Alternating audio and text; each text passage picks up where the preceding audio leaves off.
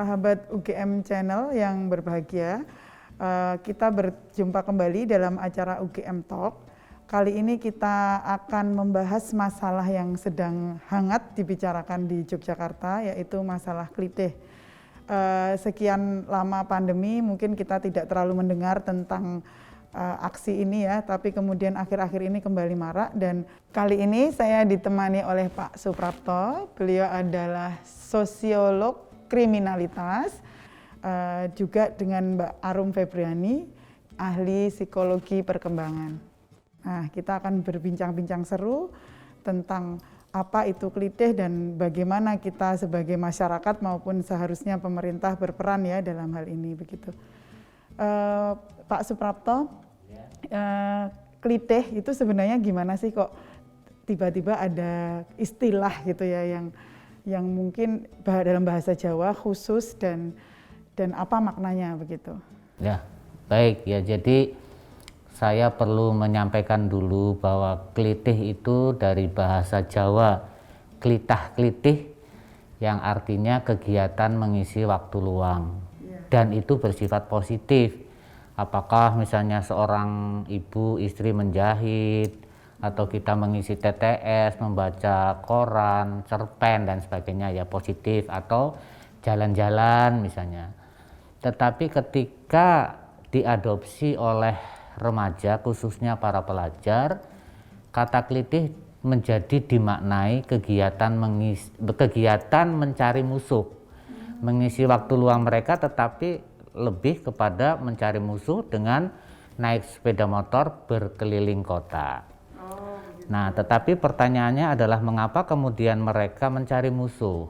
Jadi pada tahun 2007, 2008, 2009 itu pemerintah menegaskan pada sekolah-sekolah gitu bahwa kalau ada pelajar terlibat tawuran, maka ia akan dikenai sanksi dikembalikan kepada orang tua.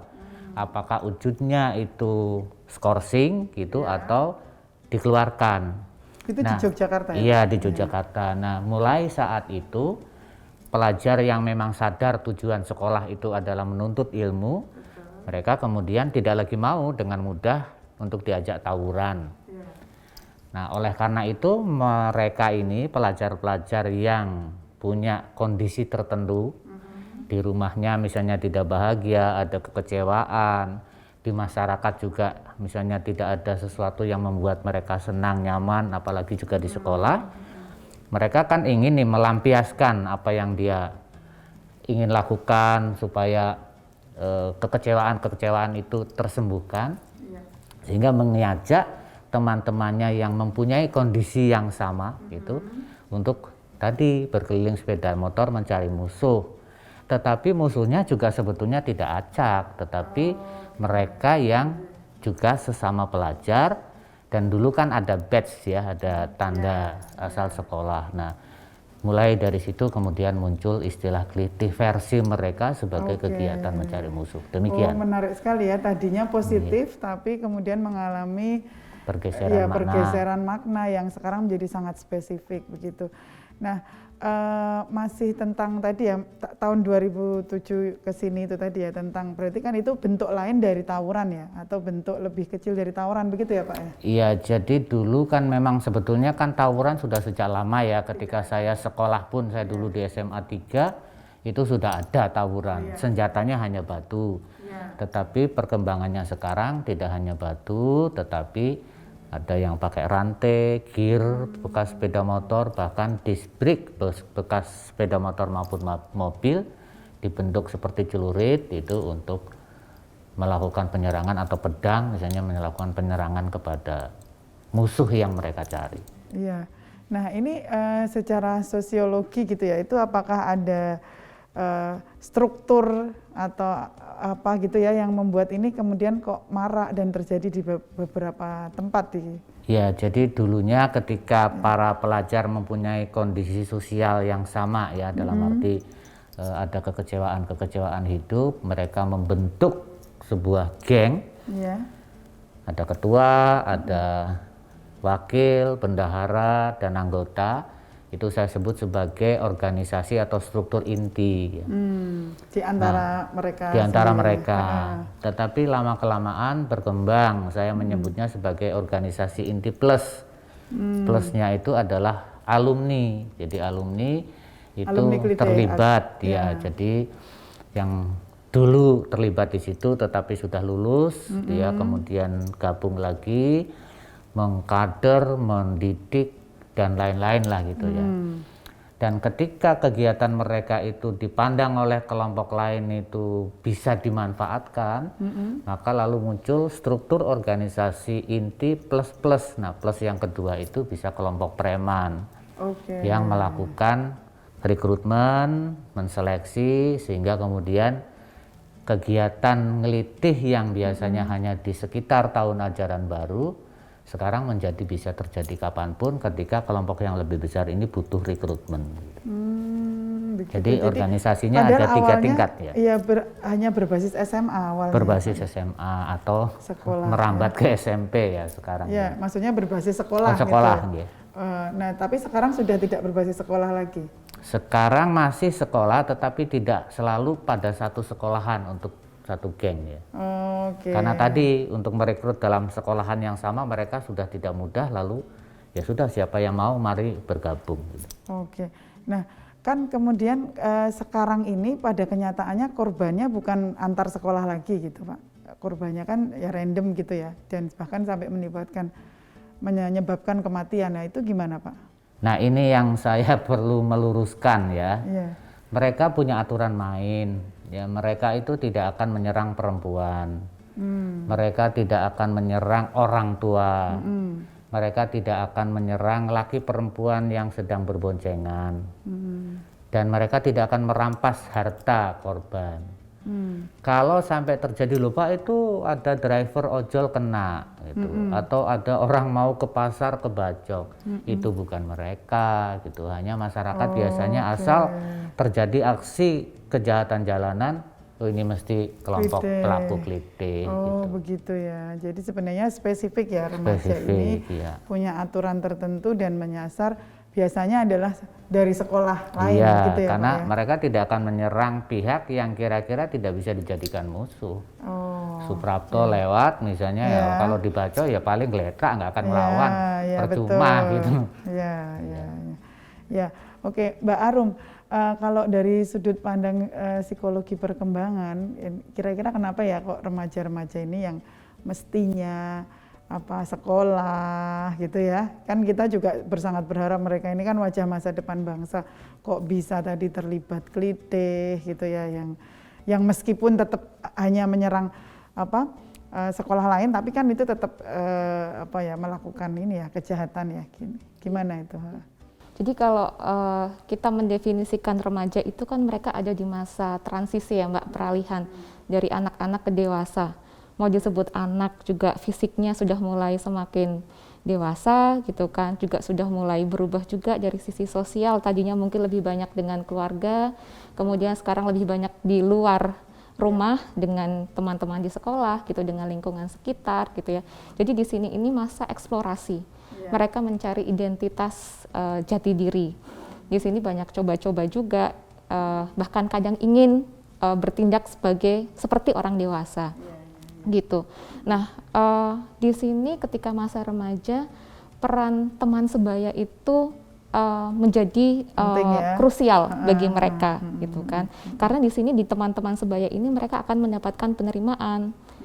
Kemudian mereka berasa menemukan kelompok yang sama, gitu, yang mungkin itu tidak didapatkan di rumah, gitu kan? Penerimaan tanpa syarat ya. Penerimaan tanpa syarat.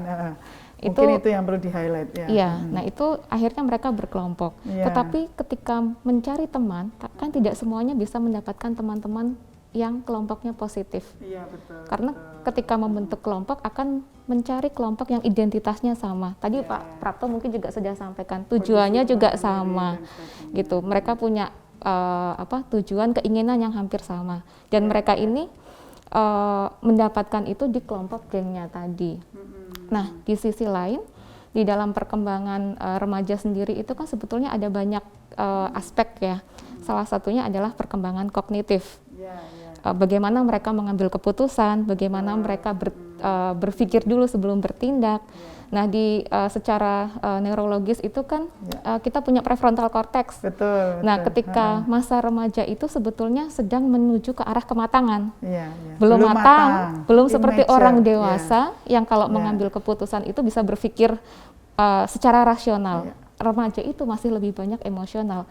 Makanya kadang-kadang kita bilang kalau remaja itu ngambil keputusan gerusa-gerusu atau tanpa berpikir panjang, dan mereka lebih banyak melibatkan emosi di dalamnya. Betul. Ya, tadi karena perkembangan otak yang belum mature itu tadi ya, sehingga mereka belum bisa melihat segala sesuatu atau masalah itu dari sudut pandang yang holistik, atau mungkin kalau kita bilangnya helikopter view gitu ya kita. Nah, itu yang membuat mereka rentan ya untuk terlibat hal seperti itu. Kalau secara sosiologis gimana Pak? Kira-kira yang seperti apa remaja yang seperti apa yang mudah terlibat ini atau? Iya, jadi kalau secara sosiologis kita melihat proses interaksi ya, dimulai sebetulnya dari keadaan di rumah.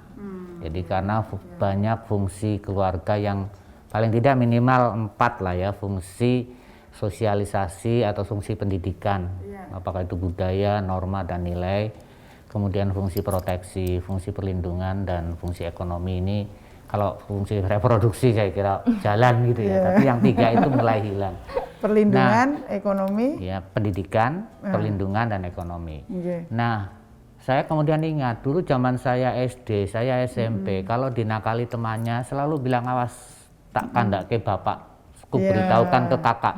Sekarang itu tidak, saya waktu SMP 2 di sini itu, kamu belum tahu ya saya itu anggota Preman Malioboro. Belum. Saya kaget, nah di situ saya mulai tertarik untuk belajar ini ya, kenapa kok minta perlindungannya itu mengandalkannya teman, artinya ada fungsi di keluarga yang hilang. Fungsi gitu. Perlindungannya tidak berjalan. Nah karena ada fungsi yang hilang, lalu secara sosiologis berdasarkan teori kontrol sosial itu menjadi lemah, lalu berlaku opportunity theory, dia mulai punya kesempatan melakukan sesuatu, dan teori segregasi sosial berlaku, mereka akan mencari teman-teman yang mempunyai kondisi sosial, budaya yang sama, dan kebetulan tidak selalu positif. Tadi disampaikan, lalu terjadilah kelompok-kelompok itu. Ya, ini sesuai dengan ini ya, kalau kami para psikolog membicarakan tentang remaja itu sebenarnya ada kebutuhan psikologis yang mendasar ya dari remaja itu, yaitu belongingness atau ke rasa untuk diterima apa adanya. Nah, itu mungkin yang tadi menurut Mbak Arum, mereka diterima apa adanya di kelompok itu, sementara di tempat-tempat lain tidak, termasuk di rumah dan sekolah. Nah itu ya Pak ya, mungkin itu saya pikir sesuatu yang sangat esensial, karena kadang mungkin kita di rumah banyak syarat, artinya anak itu kalau mungkin nilainya bagus, ini dicintai dengan ini, tapi begitu nilainya jelek, perilaku orang rumah berbeda, sehingga mungkin dia berpikir ini bukan tempat yang aman untuk saya gitu ya. Sementara mungkin di sekolah kita juga kurang adil, hanya yang paling pinter, hanya yang paling punya kelebihan tertentu yang dikenal, sementara yang lain mungkin cuma nomor punggung aja, nomor absen. Nah itu ya, jadi akhirnya mereka mencari itu sampai ketemulah dengan kelompok ini gitu. Ya, nah kalau menurut Bapak Ibu, apakah hal ini wajar ya? Maksudnya perilaku kelitih ini apakah wajar, atau ini sebenarnya sesuatu yang ya harus kita tangani, atau seperti apa gitu? Mungkin Mbak Arum? Kita kan sering dengar ya Mbak, kenakalan remaja. Kadang-kadang kita juga melihat kelitih ini sebagai bentuk kenakalan. Tapi kalau kita lihat apa yang sudah dilakukan oleh remaja, itu sebetulnya bukan lagi kenakalan, itu kriminalitas. Dalam hal kelitih ini. Dalam hal kelitih ini, itu adalah suatu bentuk kriminalitas. Batasannya di mana antara wajar dan kriminalitas? Nah, itu. Kriminalitas itu ketika dia sudah melukai, ya kan, menyangkut kesejahteraan orang lain, baik secara fisik maupun psikologis gitu. Itu sudah termasuk kriminalitas, dan memang ada tujuannya, kan mereka mencari sasaran, sudah ada niat, meskipun tidak ada niat untuk mencuri, tidak ada ngambil barang kan nggak ada ya Pak, tapi ada niat untuk melukai dan itu sudah termasuk ke dalam kriminalitas. Kita nggak bisa lagi sebut itu sebagai kenakalan yang wajar untuk mereka. Dan ini ya mungkin Pak Prapta mau menambahkan dulu sebelum kita lanjut. Iya, jadi kami pun dari kacamata sosiologi kriminalitas bahwa satu tindakan siapapun pelakunya gitu ya, termasuk anak-anak atau remaja, ketika itu sudah menimbulkan penderitaan gitu, apakah penderitaannya itu penderitaan fisik maupun psikologis, itu memang sudah tidak lagi bisa dikatakan sebagai sebuah kenakalan, tetapi sudah merupakan tindakan kriminal. Jadi kalau tadi ditanya apakah ini wajar, ya kalau sudah menciptakan penderitaan orang lain ya tidak wajar, dan harus ditanggulangi. Iya, oke. Ya, jadi ini memang fenomena yang meresahkan ya. Kalau kita anggap biasa dan ternyata berulang, saya pikir ini tadi sejak tahun 2007 ya terus ada seperti itu ya gitu ya. Dan bahkan kalau dalam tanda petik sekedar permusuhan dengan SMA lain pun itu kan juga sebenarnya tidak bagus gitu ya. Kenapa harus ada itu, dan bahkan mungkin kalau sering kita dengar atau baca di koran, mereka sebenarnya tidak punya perselisihan yang langsung ya antara seseorang dengan seseorang, tapi lebih ke warisan bahwa SMA ini musuh. Nah itu kenapa ya kok identitas itu bisa kayak diwariskan gitu ya, SMA tertentu musuhnya SMA lain kayak gitu. Iya, jadi itu yang tadi saya katakan keterlibatan dari alumni gitu ya. Alumni itu mengindoktrinasi, mencuci otak para anggota baru gitu. Dalihnya selalu untuk solidaritas alma mater, bahwa musuh kalian itu adalah SMA ini gitu. Kamu harus hati-hati dengan SMA ini gitu, sehingga lalu menjadi turun-temurun ini selalu merasa bahwa mereka itu musuh mereka gitu. Dan hebatnya para alumni maupun tadi kelompok preman yang lebih besar itu ketika mau melakukan indoktrinasi ataupun pencucian otak itu mengikuti aktivitas sekolahan, misalnya ketika outbound, kegiatan pramuka, sehingga kalau misalnya orang tua ngecek ke sekolahan, apa betul anak-anak kami ini mau ada outbound? Iya betul. Tapi nanti pada saat istirahat mereka dalam tanda petik diculik gitu, pura-puranya misalnya ayo cari kayu untuk api unggun, tapi dikumpulkan di satu tempat, nah di situ dicekoi gitu. Oh, kira-kira apa ya Pak yang dicekokkan itu? Ya, pertamanya itu untuk solidaritas alma mater gitu. Kemudian untuk itu kalian harus solid, kalian harus kuat, dan nanti kalau misalnya sudah pada terlibat, lalu bagi mereka yang tidak memiliki keahlian bela diri diajarin, kalau misalnya sudah mempunyai keahlian, itu langsung direkrut. Oh iya. Wah itu luar biasa berarti ya. Dan juga termasuk diberitahu nanti kalian akan dipersenjatai ini gitu. Kan perlu keterampilan ya untuk memakai senjata itu. Betul, iya. Makanya dilatih ya mereka. Nah kalau peran tadi organisasi yang lebih besar tadi Pak, itu seperti apa perannya? Ya tadi, jadi perannya biasanya mereka itu melatih, kemudian selalu menyatakan kalian akan kami lindungi. Kalau misalnya ada kesulitan lapor ke kami gitu. Nah jadi akhirnya sebaliknya suatu saat ketika mereka membutuhkan pelajar ini, mereka menjadi tidak menolak. Dan biasanya itu pelajar itu merasa sangat senang hanya karena kemudian kalau sudah berhasil itu dia dipuji, kalau misalnya berhasil membacok itu dipuji, kemudian dapat hadiahnya itu hanya minuman keras. Satu botol itu dia sudah puas sekali. Sudah puas sekali dan merasa heroik gitu ya Pak ya. Wah luar biasa ya, berarti mereka itu seperti mendapatkan apresiasi gitu-gitu ya dari lingkungan tadi ya, yang mungkin sebenarnya itu tadi ya. Di rumah nggak dianggap, gitu, di sekolah nggak dianggap, mendapatkan penerimaan dan dipuji-puji. Dan mereka juga akhirnya kan dapat identitas itu tadi Mbak. Kalau dulu yang pernah kami lakukan waktu penelitian, bahkan ada yang disebut sebagai jenderalnya gitu kan Pak. Jadi merasa sebagai jenderal itu besar gitu kan, besar. Jadi disitulah mereka merasa bahwa oh iya saya itu punya identitas saya itu seperti apa gitu. Dan mungkin mudah mencapainya dibanding tadi loh, mudah dalam tanda petik daripada kalau di rumah untuk bisa diakui harus nilainya bagus dulu, di sekolah mungkin harus mungkin ya itu mungkin lebih mudah gitu ya, yang penting ikut rame-rame. Ya mungkin itu sesuatu yang ini ya, yang hilang yang mereka butuhkan gitu ya. Jadi kami juga melakukan riset ya, Mbak Arum dan Pak Prapto di Center for Public Mental Health, dan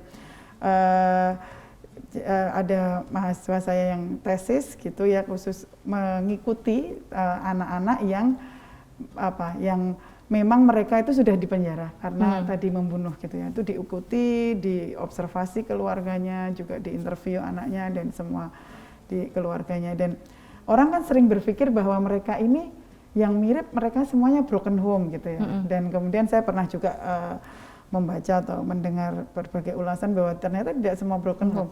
Ya betul gitu ya, bahwa kadang-kadang orang berpikir broken home itu harus kan bercerai gitu ya, harus ini gitu ya, harus berpisah dan sebagainya. Ternyata keluarga yang tampaknya baik-baik saja itu sebenarnya tidak baik-baik saja. Dalam artian kami menemukan beberapa faktor kondisi yang mirip dari keluarga-keluarga yang kami ikuti itu ya. Yang pertama lemahnya kontrol perilaku dalam keluarga, artinya keluarga itu tidak tumbuh dengan nilai-nilai gitu. Jadi tidak ada nilai yang kuat yang tumbuh di situ ya. Jadi mahasiswa saya ini namanya Mbak Wirda, dia benar-benar lihat bagaimana interaksi antar keluarganya mereka tidak ini gitu, tidak dekat juga, dan tidak ada nilai yang berkembang. Bahkan kalau ketemu juga mereka tidak saling bicara yang mendalam. Yang dibicarakan tuh ya hal-hal seperti gosip TV gitu ya, terus kemudian orang ketiga, pokoknya bukan tentang kita, saya dan keluarga saya gitu.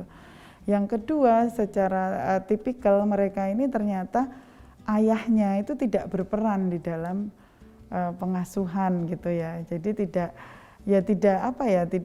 ayahnya ada, tidak meninggal atau tidak, bahkan ya tidak di luar kota, tetapi tidak terlibat, tidak peduli, atau bahkan memposisikan diri hanya sebagai tukang ojek dalam artian nganter jemput atau ATM memberikan uang ketika diminta gitu ya. Dan itu tadi tidak ada apresiasi, tidak ada kehangatan dan kelekatan dalam keluarga, itu tipikal seperti itu semua, sehingga mereka merasa tidak diterima apa adanya di keluarga, tidak mendapatkan tadi ya Pak, mungkin fungsi perlindungan, terus kasih sayang gitu ya. Jadi nah sekarang dengan seperti ini kira-kira apa ya, kalau mereka sudah seperti itu apa yang harus dilakukan? Karena kan ini pemerintah kan juga terus berpikir ya sebenarnya, karena setiap berulang itu sebenarnya Pemda serius sekali juga. Saya tahu bahwa ini gimana sih harus diapain kalau yang sudah ketangkap biar tidak ya, artinya dalam tanda petik bisa kembali menjadi remaja yang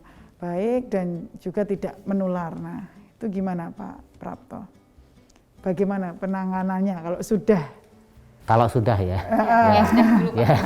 Jadi kalau sudah itu kita pertama perlu ya bagaimanapun ya, yang dilakukan oleh para remaja ini sudah membuat penderitaan pihak lain, gitu ya, apakah psikis maupun fisik, ya harus dilakukan penanganan yang sesuai dengan perilakunya, gitu ya. Kalau misalnya memang tidak sampai melukai, oke lah itu masih dilakukan pembinaan aja. Tetapi kalau sudah sampai melukai, apalagi menjadikan cacat seumur hidup atau sampai pada kematian, sekarang kan memang sudah bisa ditangani berdasarkan, diberi sanksi berdasarkan KUHP yang ada atau peraturan perundangan yang berlaku gitu, berapapun umurnya gitu.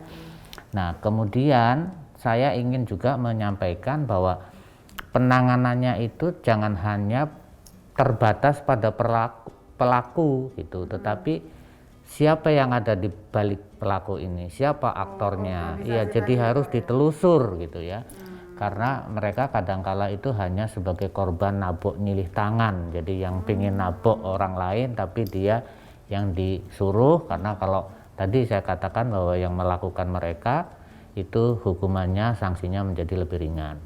Ya jadi saya mengharapkan bahwa penanganan ini jangan hanya dibebankan kepada aparat keamanan atau pemerintah, tetapi mari dilakukan secara sistemik, seperti juga disampaikan oleh Bruce Cohen. There are 5 basic social institution present in all societies, yaitu lembaga keluarga, lembaga pendidikan, lembaga agama, lembaga ekonomi, dan lembaga pemerintah termasuk masyarakat itu. Jadi saya kira memang awalnya dari keluarga itu perlu, kemudian pendidikan juga harus memantau dan merealisasikan, kan di dalam kurikulum itu ada 18 karakter yang harus ditanamkan kepada para siswa, itu digalakkan kembali. Kemudian ekonomi juga sekarang jangan sampai misalnya dari tayangan-tayangan itu mengarah hanya pada kekerasan gitu dan sebagainya. Jadi kalau ini terintegrasi gitu ya, penanggulangan ini terintegrasi, maka saya yakin itu nanti penanggulangan itu bisa bermanfaat untuk meminimalkan, syukur kalau meniadakan. Salah satu contohnya pada tahun 2009 saya tergabung dalam Sapulidi, Persatuan Orang Tua Peduli Pendidikan. Itu mencoba mempertemukan 2 ketua OSIS SMA yang bermusuhan, orang tua dari para ini, kemudian kepala sekolahnya sama Kapolsek dari yang membawai 2 sekolahan itu untuk kita kumpulkan, kita beri sosialisasi, lalu kemudian kita minta untuk menandatangani pembubaran. Dan sampai sekarang kami pantau itu mereka sudah tidak lagi terlibat tawuran 2 sekolahan itu. Dan tadi makanya kalau misalnya dibicarakan banyak pihak, loh kami sudah loh melakukan sosialisasi, kami sudah ada program itu, pantau dong gitu. Jadi jangan hanya sosialisasi, tapi dipantau ada nggak proses internalisasi, peresapan bagi mereka yang mendapatkan sosialisasi itu sampai pada penerapan perilaku atau institusionalisasi. Kalau hanya sosialisasi saja masih kurang. Jadi menurut kami itulah antara lain integrasi antar lembaga secara sistemik itu untuk melakukan tindakan kuratifnya, penanggulangannya, tidak hanya sosialisasi tapi internalisasi sampai penerapan perilaku. Demikian. Internalisasi itu maksudnya itu dia sampai berubah. Meresapi, gitu ya, meresapi dulu. Oh, meresapi. ini salah toh. Oh, ini karena kapok, ya karena dulu yang proses sampai ada terbunuh tahun 2017. Ketika mereka itu diinterogasi sampai jam 10 malam itu, tanya Pak polisi ini selesainya kapan, saya tuh besok masuk jam 7. Itu artinya dia kan belum meresapi bahwa tindakan yang dia lakukan itu membuat dia bahkan tidak pulang ke rumah, dia akan tidur di situ gitu. Betul.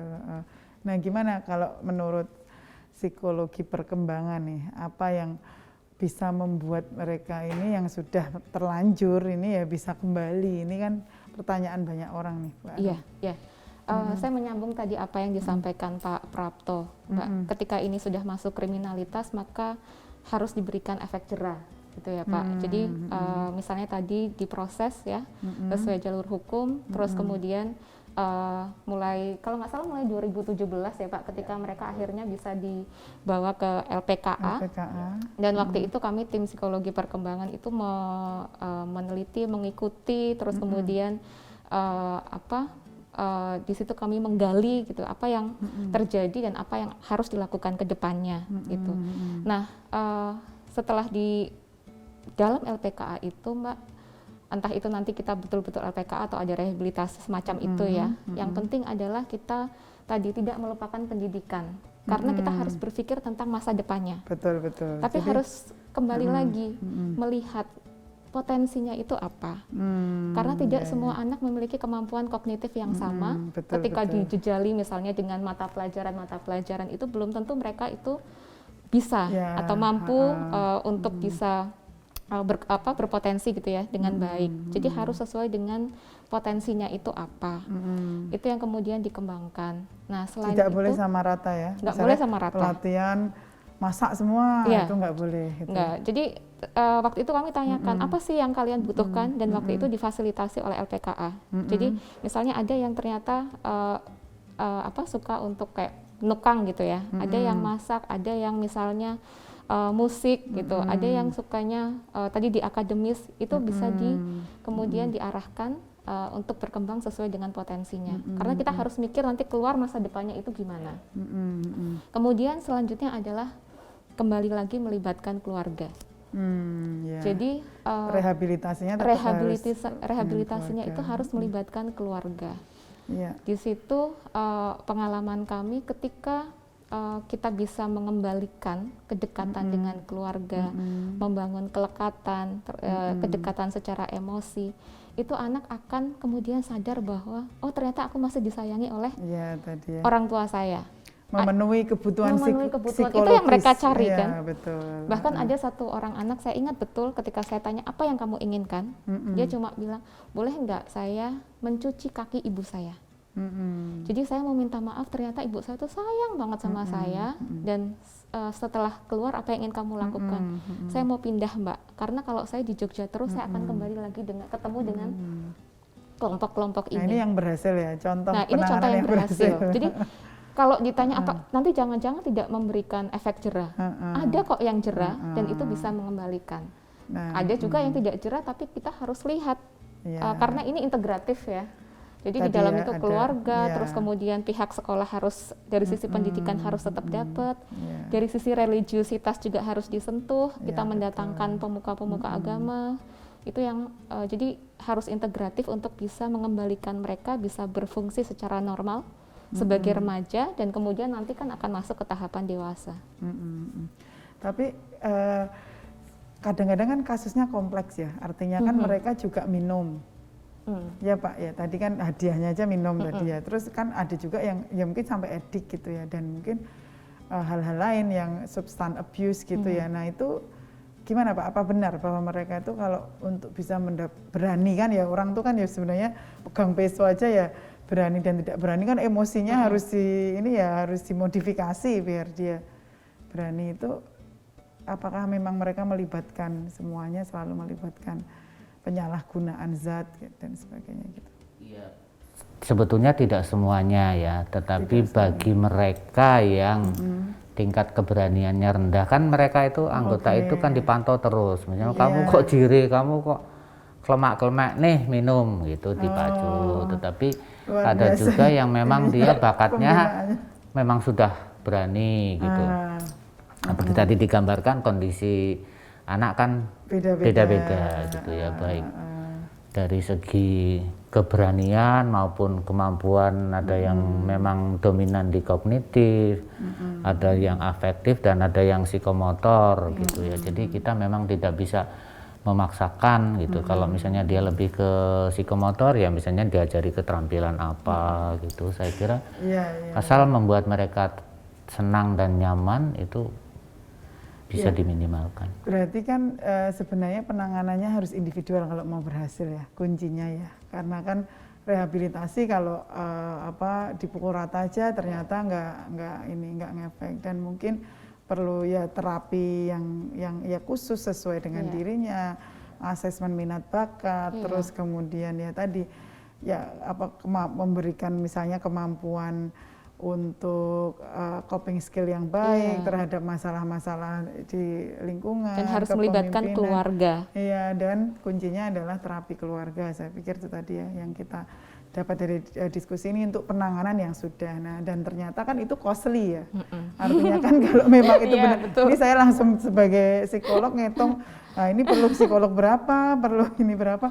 Itu kan sangat costly. Nah, sehingga memang mencegah jauh lebih, tentu saja jauh lebih baik ya daripada mengobati tadi ya itu. Nah, sekarang kalau kita bisa mencegah, dan ini kita akan mengajak ya semua elemen masyarakat untuk bisa mencegah ini, kuncinya gimana Pak kalau menurut kacamata sosiologi? Ya, jadi mencegah dari sisi keluarga itu kita harus tahu ya bahwa tindak aksi kejahatan jalanan oleh mereka pelaku kelitih itu sering dilakukan setelah jam 12. Artinya di malam hari gitu.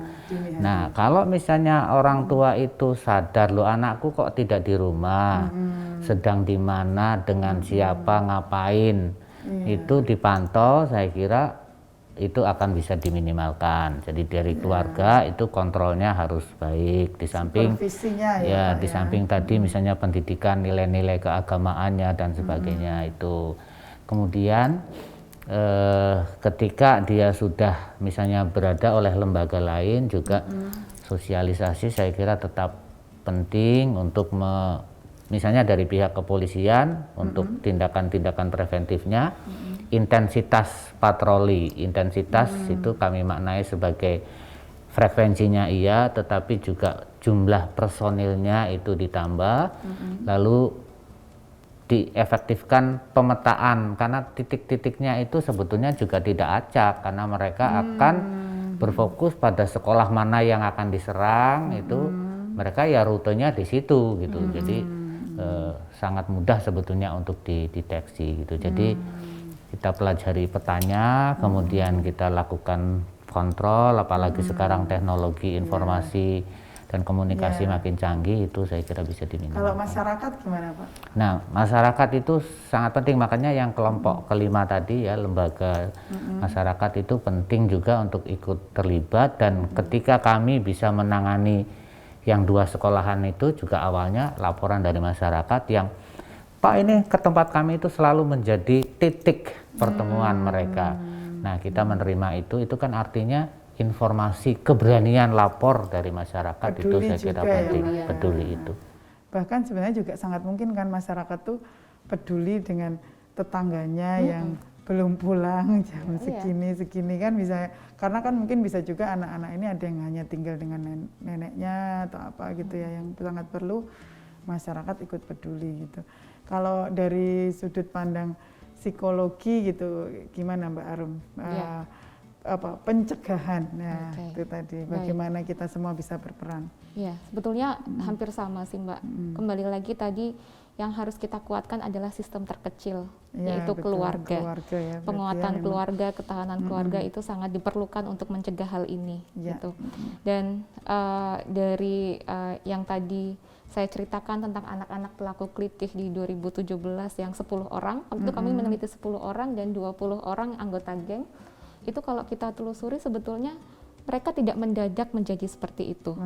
Jadi itu ada rekam jejak yang panjang atau biasanya kita sebutnya sebagai jalur perkembangan. Jadi anak-anak ini misalnya sekarang tidak dekat dengan orang tua, ya memang dari dulu dari awalnya tidak ada kedekatan secara emosional, ya kan, merasa tidak diperhatikan. Terus kemudian tadi juga ada yang bilang bahwa saya nggak pulang juga nggak akan dicari kok Mbak. Kalau dicari paling cuma akan dimarah-marahin aja. Gitu. Itu yang statement yang keluar dari mereka. Iya, dan itu benar loh, sering ya ada, ya saya sebagai psikolog klinis gitu ya, sering juga itu ada keluarga datang itu dengan keluhan seperti ini, saya tidak bisa bicara lagi dengan anak remaja saya. Jadi terus saya tanya dulu yang ngajarin dia ngomong waktu bayi siapa Pak? Ya kami, tapi kok sekarang nggak bisa diajak ngomong anak ini gitu ya. Jadi kan tadi ya prosesnya sebenarnya tidak mendadak gitu. Mungkin pengasuhannya waktu kecil 5 tahun pertama ya, kalau kita bicara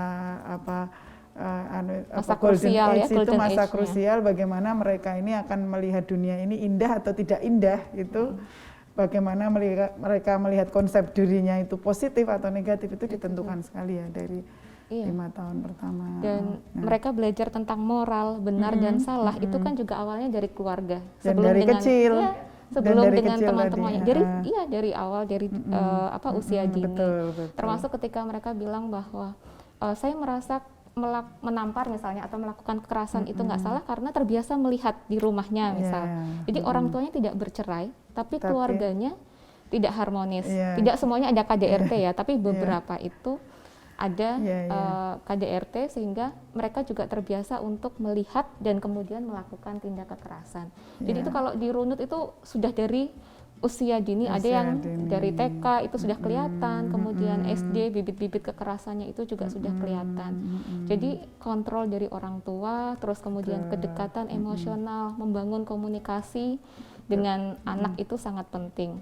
Dan ini kita butuh levelnya harus dari atas ya, sistem gitu. Sistemik, Gimana caranya kita bisa membuat keluarga-keluarga ini sadar pentingnya pengasuhan, bagaimana cara mengasuh Ya itu yang yang baik esensial kan, gitu karena kan. tadi seperti tadi rehabilitasi kalau dikembalikan ke keluarga, keluarganya tidak kemudian Tahu gitu kan. mampu Iya. caranya mengasuh, melanjutkan tadi, ya akan kembali lagi ke jalan gitu ya. Ya, makanya harus dibuat ya secara sistem gitu ya. Kita bisa melibatkan banyak pihak, misalnya ke desa gitu kan, Mbak, untuk dilibatkan bagaimana keluarga ini bisa Ya, sadar gitu ya. betul. Karena banyak kok orang tua misalnya di pedesaan gitu, yang mungkin sekolahnya tidak tinggi tapi tahu bagaimana Betul. caranya mengasuh anak gitu. Iya, Dari iya. informasi-informasi yang mereka dapatkan. Dan ya betul, Tapi kalau value misalnya yang kuat gitu. ada juga mungkin yang pekerjaannya bagus, sekolahnya tinggi, tapi tidak punya waktu, tidak punya waktu keinginan, ya. itu juga akhirnya nggak akan jadi gitu. Iya, Itu dari keluarga, kemudian dari sekolah juga, Iya. itu untuk bisa terlibat secara aktif. Ini bukan hanya anak-anak yang sekolah, tapi juga kan mereka harus berkembang dengan baik, dititipkan di situ gitu ya. Iya. Terus dan melihat bagaimana memutus dengan alumni itu juga Tadi ya. penting. Padahal alumni itu sebenarnya ada yang pengaruh baik juga ya. Ada, kan tapi inspirasi. pengaruh buruk. Itu Ini yang juga memutus ternyata pengaruh buruk. Dipantau memang pengaruh buruk. Yang pengaruh Iya, buruk, jadi betul. dipantau dan kemudian diputus gitu Iya, ya. betul. Karena ada sekolah-sekolah yang ternyata memang berhasil untuk Iya. memutus hal tersebut. Iya, Dan yang iya, itu terakhir ya contoh. ada integrasi dari berbagai pihak. Iya, gitu. iya, Dan satu hal yang penting Mbak, kalau ini nggak putus, kemudian anak-anak ini akan menjadi orang tua nantinya, Iya, dan ternyata dia pelaku kekerasan, maka ini akan nanti turun ke anaknya lagi. Dan Jadi- kita akan menabung masalah di masa depan. Iya, itu gitu. masalahnya. Jadi mereka yang kan kadang-kadang kita lihat nih di media bahwa oh saya dulu pelaku kekerasan tapi ternyata anak saya enggak, karena memang sudah putus gitu. Sudah bisa kembali ke masyarakat normal, terus Dan kemudian semua orang sebenarnya bisa iya belajar. dan bisa punya potensi untuk itu. Jadi memang harus diputus untuk tidak jadi kayak lingkaran setan kembali Iya, lagi iya. lagi. Ya, ya banyak juga orang tua yang bertanya pada saya, kalau anak saya sudah seperti ini, apakah, dan pengasuhan saya sudah keliru Bu Diana dulu, misalnya kayak gitu ya, apakah bisa gitu ya, harus saya bilang sebenarnya otak kita itu juga punya plastisitas ya, dan kita Iya. punya kapasitas untuk selalu belajar hal baru sampai kita tua gitu ya, jadi sebenarnya tidak perlu khawatir, dan semua yang Pak Prapto dan Mbak Arum tadi sampaikan itu sesuai dengan framework kesehatan mental remaja yang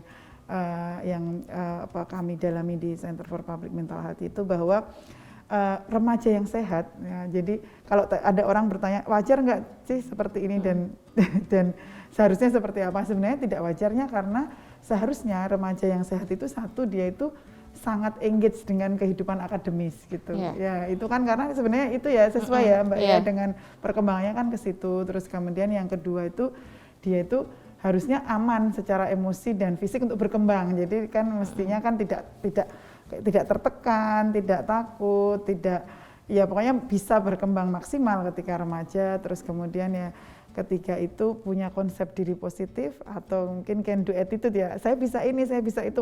Nyatanya pandemi menyuguhkan kita juga banyak kesempatan untuk belajar macam-macam gitu ya, bahkan dari rumah. Terus kemudian keterampilan untuk tadi mengkontrol prefrontal cortex ya, mungkin dia bisa sebenarnya kan mengambil keputusan dan lain-lain, itu bisa diajarkan kalau dia ini pada remaja. Dan ya tentu saja sehat fisik dan mental. Nah itu ternyata benar perlu sekali peran sekolah, peran keluarga, peran masyarakat dan pemerintah. Kalau sekolah itu sebenarnya perlu sekali juga dibentuk sistem ya Mbak Arum ya, nggak cuman artinya di training atau ditangani di sekolah dengan guru BP selesai itu, tapi dari riset-riset kami itu menunjukkan harusnya itu sistemik. Jadi sekolah itu harusnya bisa menjadi sistem di mana di situ ada deteksi dini, ada pemenuhan anak-anak yang rentan, yang pemenuhan yang psikologisnya tadi kurang kenyang di rumah itu dikenyangkan di sekolah. Dan kami juga pernah diminta Pemda untuk bikin konsep namanya sekolah sejahtera, di mana di situ ya gurunya juga diajari untuk memenuhi kebutuhan psikis gitu. Mereka sendiri juga pakai peer counselor, dan itu ya saya pikir perlu kita kembangkan. Terus tadi ya ketahanan keluarga, alhamdulillah sebenarnya konsepnya di DIY sudah sangat luar biasa. Tinggal tadi turunnya itu mau seperti apa, karena harusnya sampai konkret masyarakat mampu melakukan tadi ya supervisi, terus nilai-nilai yang tumbuh mendalam dan itu saya pikir kuncinya salah satunya adalah komunikasi, family time yang berkualitas. Nah itu ya, jadi sebenarnya siapapun bisa berperan berarti kan dalam hal ini untuk membangun generasi yang lebih baik gitu. Ya oke, mungkin terakhir Bapak ada closing statement. Iya, closing statement kami adalah bahwa yang pertama untuk melakukan minimalisasi atau bahkan memutus gitu ya proses ini, itu harus ada integrasi antar lembaga, antar pihak gitu, jangan hanya mengandalkan pada 1-2 pihak saja atau pada pihak kepolisian saja. Kemudian yang kedua, saya ingin tekankan ketika itu sudah terjadi peristiwanya, jangan hanya menangani pelaku, tetapi telusurilah siapa sih yang ada di balik itu, supaya nanti ini bisa betul-betul kita tidak hanya mengatasi akibat, tetapi penyebabnya ini yang kemudian, meskipun juga nanti bisa dikaitkan bahwa oh ternyata penyebabnya sebetulnya bukan kelompok ini, adalah penampung saja karena penyebabnya ada di rumah misalnya. Saya kira kalau itu bisa dirangkai prosesnya, itu akan bisa diminimalkan. Ya, dari Mbak Arum silahkan. Iya, saya rasa para pelaku kelitih ini kita bisa sebut juga sebagai korban ya Mbak. Mereka korban dari keluarga mungkin yang disfungsional, ya kan, dari sekolah kasian yang mereka dari sekolah yang mungkin juga tidak mampu untuk membina mereka, sehingga tadi saya setuju bahwa ini harus integratif dari semua pihak. At least kalau misalnya keluarga ini tadi kurang ya atau disfungsional, mereka bisa mendapatkan itu di sekolah. Atau misalnya bisa mendapatkan itu di lingkungan. Tapi bisa kita bayangkan kalau keluarganya sudah tidak berfungsi dengan baik, sekolahnya lingkungannya buruk, terus kemudian di masyarakat juga dikucilkan, itu kemudian malah akan semakin membentuk mereka. Dan itu sebetulnya pencegahannya harus sedari dini, karena yang namanya perkembangan manusia itu bukan tiba-tiba sekarang, tapi sesuatu yang akan berlangsung sepanjang kehidupan. Apa yang terjadi pada masa anak akan mempengaruhi pada masa remaja, ketika remaja akan mempengaruhi dia ketika masa dewasanya nanti. Ya, oke ya. Jadi demikian ya sahabat UGM Channel, kita sudah belajar banyak ya tentang kelitih dan bagaimana sebenarnya setiap kita mampu berperan ya dalam porsi tertentu, dan bagaimana keluarga-keluarga perlu kita kuatkan, sekolah-sekolah perlu kita bangun kembali untuk menjadi tempat yang aman dan nyaman untuk remaja ya. Mari kita bergandengan tangan untuk mewujudkan itu semua. Kita akhiri sampai di sini, semoga bincang kita kali ini dapat memberikan inspirasi atau pencerahan untuk banyak pihak. Terima kasih.